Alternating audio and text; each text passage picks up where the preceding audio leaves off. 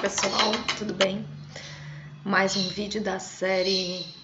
Covid-19 e as teorias sociais. Queria dar continuidade ao último vídeo sobre relações de trabalho, mas focando especificamente hoje no trabalho doméstico e na questão do papel assumido pelas mulheres e o papel exercido pelas mulheres no processo de acumulação e que até hoje se observa na medida em que há muitas mulheres ainda que atuam como produtoras e reprodutoras. Ora, o que isso significa de fato e o que isso tem a ver com o Covid? Bom, para isso é melhor voltar um pouco no tempo, voltar até as teorias de Marx, que sem criticar exatamente esse autor, a importância que a gente tem que fazer é pontuar que Marx não enxergou de fato o papel das mulheres no processo de produção e reprodução do capital. Por quê? Porque ele pregou que as mulheres estavam em casa, fora das relações de produção capitalistas, mas ele não se debruça sobre o porquê disso e de que forma isso também, o fato delas estarem em casa, reproduzindo e tendo um papel fundamental no processo de reprodução da força de trabalho e não sendo remuneradas por esse trabalho, é que ajudou e constituiu centralmente o processo capitalista e sua expansão. Então, na verdade, o trabalho doméstico, que não é visto por Marx como fonte de geração de valor, tem sim um papel fundamental nesse processo. E aqui eu me inspiro muito na autora chamada Silvia Federici, uma autora feminista, que vai justamente trazer essa questão, né, de que, por exemplo, na Idade Média, não tinha uma divisão clara sexual do trabalho entre homens e mulheres, entre atividades domésticas das mulheres. As mulheres exerciam, obviamente, atividades domésticas, mas essas não eram desvalorizadas e não supunham relações sociais diferentes das dos homens. Além disso, as mulheres exerciam atividades em conjunto com outras mulheres,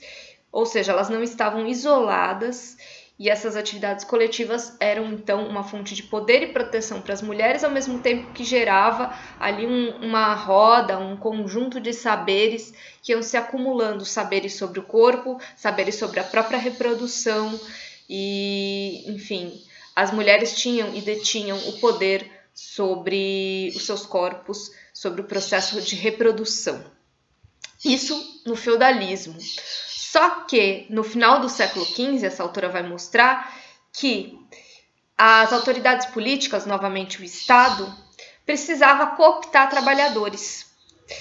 E eles entenderam então que para trazer os trabalhadores para a cidade e fazê-los ficar nos seus empregos, era preciso então criar um clima que degradasse as mulheres, um clima misógino que colocassem as mulheres em perigo. Então, nesse momento, as mulheres perderam o direito de ir e vir. Muitas mulheres trabalhavam sozinhas, eram mães solteiras, viviam nas cidades, ganhavam dinheiro. E nesse momento, as mulheres perdem o direito de ir e vir, porque legaliza-se, descriminaliza-se o estupro, principalmente das mulheres das classes mais baixas, e libera-se a prostituição. Então, uma série de homens jovens que estavam ingressando no mercado de trabalho se vê então no direito de atacar os corpos das mulheres, e esse recurso para o Estado gerava uma balbúrdia, gerava um mal-estar, sim, mas era muito menor se ele fosse colocar no papel, em contrapartida, o fato dessa força de trabalho estar sendo empregada. Aí começou então um processo de degradação das mulheres, juntamente com o processo capitalista de destruição desse poder das mulheres, que transformou o corpo das mesmas em uma máquina de trabalho e sujeitou os seus corpos à reprodução da força de trabalho. Uma vez que o capitalismo foi se estabelecendo, essas relações monetárias passaram a dominar a vida econômica, cada vez mais as mulheres encontravam dificuldades de se sustentar, porque o próprio Estado ele gerou uma série de medidas, inclusive de leis, que infantilizou tirou das mulheres a possibilidade de ter voz na justiça e começou então a degradação das mulheres, juntamente com políticas muito misóginas de disciplinamento das mulheres. Nesse momento, então, percebe-se como essa degradação social foi uma construção essencial para a acumulação do capital, porque isso levou as mulheres para o âmbito doméstico, criou-se um mito da vocação natural da mulher com o trabalho doméstico, da dona de casa,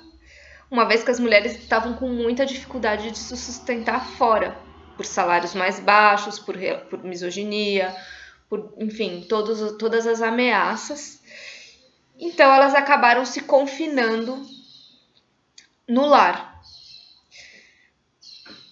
Ao mesmo tempo, tem-se esse processo de que apenas a produção para o mercado de trabalho, dentro do no mercado de trabalho, era vista como uma atividade criadora de valor. Então, a partir daí, percebe-se como o Estado toma para si esse problema, essa questão da reprodução e do crescimento da população, e ao separar as mulheres de si, dos seus grupos, e isolá-las dentro do lar, as mulheres também foram perdendo o contato com os poderes sobre seus corpos, sobre o processo reprodutivo. Entrou então em jogo um grande disciplinamento das mulheres, que culminava então na obrigatoriedade da maternidade de produzir corpos de trabalho, produzir força de trabalho, e a maternidade atuando como um trabalho forçado que não era valorizado. Tudo isso contribuiu então para que a gente tivesse uma situação que se estende até hoje, ao menos então antes da pandemia se estendia, de que as mulheres passam a ter esse domínio do lar como algo naturalizado, a versão da dona de casa como algo naturalizado do feminino, e muito assédio moral para quem trabalha fora de casa, ou a impossibilidade de competir ou de estar no mesmo patamar do que a força de trabalho masculina, seja em termos de salário, seja em termos de horário, seja em termos de fato em condições de estar ali. Afinal de contas, muitas vezes o capital exige que as mulheres estejam presentes e usem seu tempo como se elas não tivessem a vida doméstica, a questão dos seus filhos para cuidar. E as mulheres, por isso, muitas vezes abdicam da maternidade porque elas sabem que não vão conseguir e elas querem estar presentes dentro desse contexto do mercado de trabalho. E, por outro lado, para quem tem filhos e quer se dedicar a isso,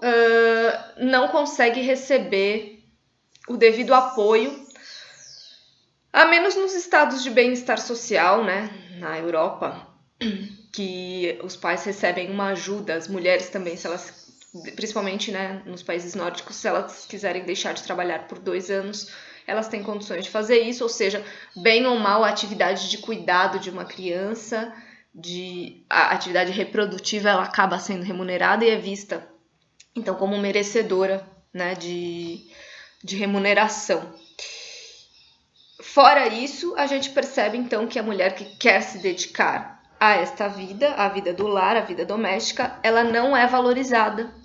E, ao mesmo tempo, ela está numa posição muito difícil, porque ela precisa da independência financeira, coisa que ela não tem, ela depende de outra pessoa se ela quiser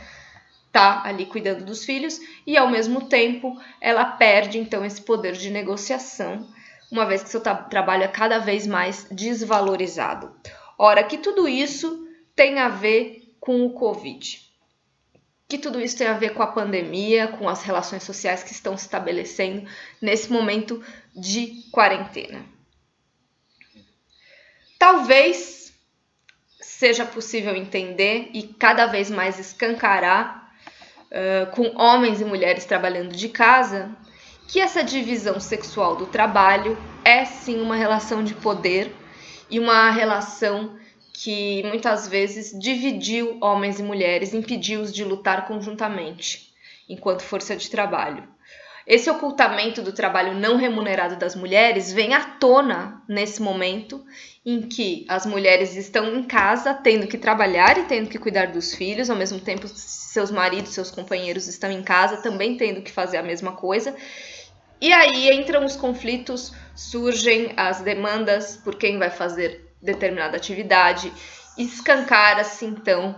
todo esse processo de exploração, todo esse processo de ocultamento desse trabalho que permitiu ao capitalismo ampliar significativamente seus lucros, e a própria ideia de dia de trabalho e salário masculino sobrevalorizado sobre o feminino é porque é pressuposto, segundo Silvia Federici, que esse salário masculino ele é o suficiente para ajudar a acumular o trabalho feminino, o que quer dizer que prefere-se pagar um pouco mais aos homens para continuar nesse status quo de acumulação do trabalho das mulheres dentro de casa. Então, diante dessa situação atual, o que a gente tem que perceber são essas nuances que trazem à tona essas relações de poder e que talvez permitam sim uma reconfiguração nas mesmas, uma vez que as pessoas estão sentindo na pele como o trabalho doméstico ele é duro, ele é pesado e ele deveria ser melhor remunerado se você paga uma pessoa para fazer isso, ou ele deve ser valorizado então como fonte de geração de valor, ainda que não seja monetário, que existam acordos mais justos para as mulheres que decidem ficar em casa diante desse contexto. E que os homens também possam perceber que eles também podem sofrer a desvalorização do trabalho doméstico, uma vez que eles estiverem aptos a realizá-lo e estiverem dispostos a realizá-lo. E tudo isso, então, pode gerar uma grande discussão sobre o futuro, né, do trabalho doméstico, como que a gente encara isso. Será que a gente vai continuar explorando outras mulheres? Porque a maioria das vezes são mulheres que deixam então seu trabalho, seus filhos para ir trabalhar